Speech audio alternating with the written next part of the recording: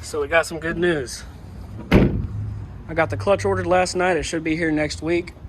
Just picked up the new gas tank, pulled the sending unit out of it, and it looks brand new, like someone had just done it recently.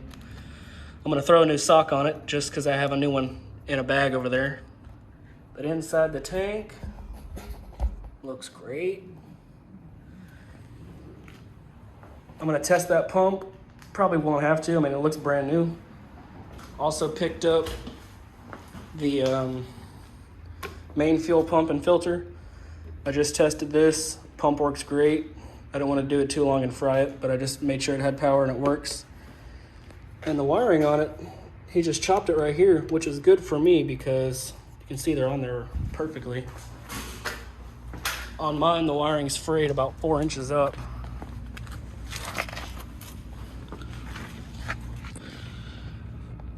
Somewhere over there. There's one of the lines. Where's the wiring? There it is. So that's my wiring. It's been duct taped back together. So I'm probably just gonna cut it where I can find some good wire and solder it back in and then heat shrink it all back together. So I'm not dealing with whatever this is. But not a bad score for 50 bucks. A tank alone is about 180 bucks. A sending unit is 100 bucks, and the pump is probably about 80 bucks again. So for 50 bucks for all this, and then 20 on that, it's not a bad score. And this will save me a lot of time having to wire all this crap in and unjank these connectors. And this isn't even bent either. That's great. I'll throw a new filter on this. After work, I'm gonna put it all in the car and throw some gas in it. Maybe it'll be running by tonight. Who knows? We'll see what happens. So I was going through my parts box, trying to find the new filter I had laying around so I could put it onto here with the pump that I just got. And in that parts box, I found a brand new main pump. So that's a solid score. So I put the wires from that one onto here, put the new filter on, cleaned up the washers, tightened everything down. And I'm gonna go put it on the car real quick. Got me some new wiring right here, yellow and black. I'm gonna splice into the harness on the car and just clean everything up, make it nice and neat again. Not all, what'd you call that? Duct taped up like it was before. But that's a solid score, man. I did not know I had that. I'm glad I found it and that I didn't take the route of buying a brand new pump and then found this later on. But this one works, so I'm just gonna keep it as a spare for either the 242 or any other car I get down the road, because I still got another one of these. I think I have an inline pump somewhere in here. I'm not sure where. And I've got ECUs and all kinds of shit up in here. F-150 taillights, because that doesn't go in here. But I'm probably not gonna replace the, was that a brand new rail? I think that came off my B230FT I had. Huh. But I'm probably not gonna replace that, the in-tank pump, just because it looks good. I'm about to test it real quick. After I'm done throwing this in, I'm gonna put the new gas tank in and wire all that up. I'm gonna go to the gas station, get a few gallons, pour it in there. And I can't start it because I still haven't fixed the fuel line that goes to the fuel rail. So in the morning I'll have to go get some fuel resistant hose, put it on there and hook it up to the rail. And we should be able to start it tomorrow morning. I'm just gonna button this up so it'll be a quick and easy process tomorrow. New gas tank is in. Everything is plumbed up as it should be. I just put about 4.5 gallons into the tank, and I'm gonna finish buttoning up all this stuff. I still gotta reattach this ground wire and then put all this together. So what I'm gonna do is I'm gonna put the paper clip on the fuse just so I can jump start this main pump or the in-tank pump. and I'm gonna have a catch can going out to where the feed line is from this that goes into the filter, or the other pump, I guess. And I'm just gonna flush out that line as best as I can, and then I'm gonna attach it to the pump. Just wanna make sure I clean out this line so nothing gets pushed into the new pump and then into the filter. Being that it's brand new, I don't wanna clog anything. So I'm gonna do that real quick. Once it starts coming out clean, I'll hook it back up, and then I'll hook up that side. Once that's together, I'll start doing the same thing for that line up there. I'll flush out whatever's gonna come out of here before I hook it up to the rail. So I'll just put a little can, something to catch it. Hopefully there's nothing much in there. I mean, probably some dust, but that's about it. Better be safe than sorry though. All right, we're gonna flush this line out real quick. What you do is grab yourself a jumper wire of some sort. You can see here, fuse 5 is the intake pump and fuse 7 is the main pump. So what you'll do, you'll put your jumper on this side of the end line pump, and you'll take the other side and you'll touch it to this post. And what that's gonna do is it's gonna turn on this pump that's in the tank. And you can see here we're flushing out clean gas. So that's good, we can turn that off. And the key doesn't need to be on to do that. If you wanna test the main pump that sits under the car, you just reverse it and do it that way, and that's gonna test the other pump. But we just did that to flush out that one line. Now we can hook up the pump, and we'll do the opposite way to flush out the line up here. All right, now we're getting to the fun part. I just pulled back this harness to where I exposed some good wire that I can connect to. So I'm gonna chop these leads off and wire in these, and we'll throw the pump in.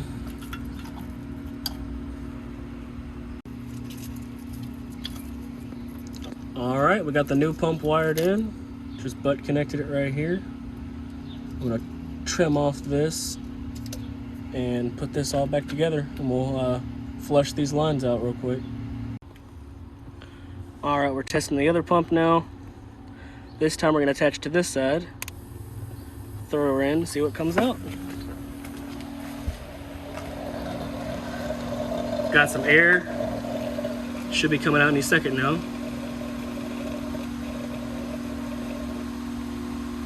There it goes. Cool. Let's pull that fuse out before we overflow. Ooh. Wow, we are right on the edge too. Wow. Okay. Yeah, that was pretty crusty. I'm gonna empty this in my drain bucket real quick, and we'll go for another shot. Round 2. I'm just gonna look at it, see when it fills up. All right, right there. Oh, spilled out a little bit. That's all right. That looks much better. Got some spillage going on. That's all right, it'll dry up. And like it's gonna run for a few days. Ain't worried about that. But yeah, flushed out all the lines. This cup was already dirty. That's the shit you're seeing down there. But gas is coming out clear. So I can go get the fuel line and put this onto the rail, and then we'll be good to go to start it. Well, I still gotta figure out the crank gear situation. I forgot about that. Oops. Well, all right. Fuel line acquired. We'll get this put on tonight.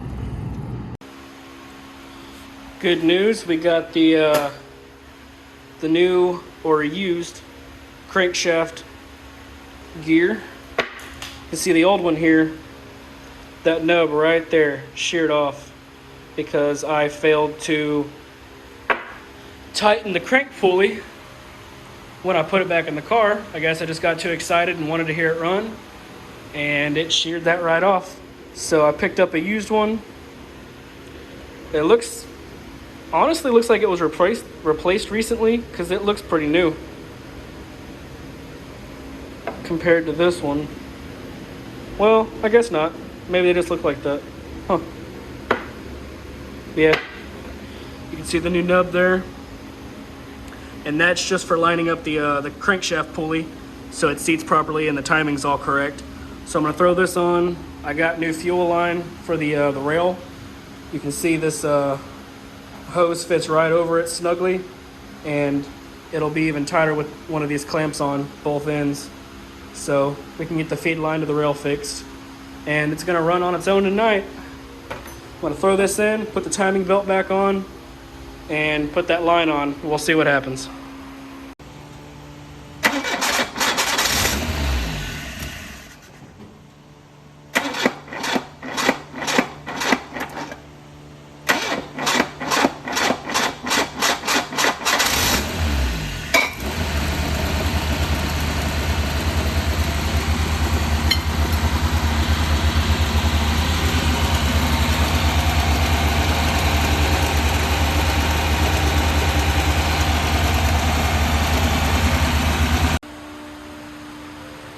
Alright, so now that the car runs on its own power, last thing we need to do, I just cleaned up the garage, get everything back in order, put it where it needs to go, just so I can find shit when I'm looking for it, instead of my 10 mil being in that corner and the wrench being over there and the ratchet being over here. You know how it is. The clutch is going to be here Tuesday, and in the meantime, I'm going to fix up these wires, drain the trans, refill it, get it ready to get back in. And what else we got to do? I think that's pretty much it. I am going to drain the differential and put a new gasket on it and refill it, just because I'm sure there's water in that too, so I just want to be on the safe side. Got to get a battery for it because I don't want to keep using the one out of this car. And I got to put all my stuff back together in here. All the ECU covers and stuff, because I was testing the ECUs on that in this car to make sure they were working. So what ended up happening with that car was we were getting power to the rail, not power to the rail, I'm sorry. We were getting fuel to the rail, but the injectors weren't firing. And you know, after like an hour or two of trying to diagnose it, I remembered something that the guy I bought this from, when he had that motor in the car, he also said it didn't get power to the rail and it just wasn't firing. And I'm scratching my head thinking, you know, I got brand new filters, brand new pumps, fucking the ECUs are working fine, the wiring harness is great. You know, I took the wire harness back out of the car last night and cut it open and looked at all the wires, and they looked pretty much brand new. Like, I had never seen an 84 harness that was in that good of condition. So it must have been replaced at some point, because obviously it was used for a while because it was still covered in oil and, you know, grime as the motor would be. But the wires looked, I mean, they were beautiful, just looked brand new. So no wires were shorted there. And so put the multimeter on the injector plugs. And another issue on my part was that the injectors from a B23 and the B230, the clips are different. So on here, you have to, on the B230, the polarity is swapped. And so when I put those injectors in, the clips were facing the wrong way. So I had to cut the injector clips off that motor, off the harness. And I used the LH 2.2 harness. I cut the injector clips off of there and spliced them into there so that the wires were backwards, were actually the right way for this these injectors. And that still wasn't doing it. And you know, I went probing around and testing the relays, the fuel pump relays, and you know, the 25 amp fuse on the firewall and all that kind of stuff. And I guess I knocked corrosion loose off of the fuel pump relays, because I took the ones out of this car and I had two brand new ones in the glove box I keep in there as spares just in case. And I remember before I was like pushing them in and out, in and out, in and out, trying to clean off corrosion. Still wasn't doing nothing. But I guess when I was using the multimeter, I must have picked something loose, because the injectors started working. And so the car started right up immediately. And, you know, I got the new timing gear in there and everything. So that motor is pretty much good to go. Just got to put the transmission in and it'll be driving around. after I change all the fluids out, because I still got to do another oil change on it. And I think that's it. So on Tuesday, when the clutch is in, the transmission's in, we'll push out another video, hopefully driving it to the car wash or something, cleaning all that paint and buffing the paint and stuff like that, just making it look road ready. That's all we got for now.